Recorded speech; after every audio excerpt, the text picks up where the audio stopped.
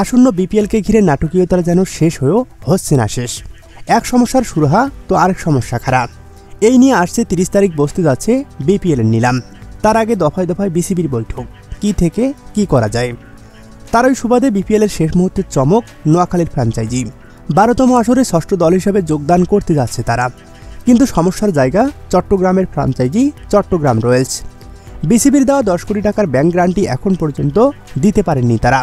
সূত্র বলছে ইতিমধ্যেই 5 কোটি টাকা জমা দিয়েছে ফ্র্যাঞ্চাইজিটি। 27 তারিখের মধ্যে দিতে হবে বাকি টাকা, অন্যথায় আসর থেকে ছিটকে যাবেন তারা।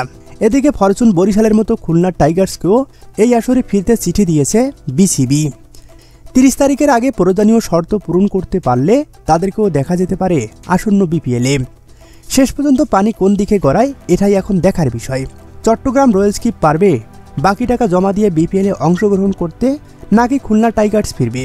নিলামের বাকি মাত্র কয়েকদিন থাকলেও এই বিষয়গুলো এখনও পেন্ডুলামের মতো দুলছে। এখন দেখার বিষয় কয় দল নিয়ে মাঠে গড়া বিপিএল 2026 আসর।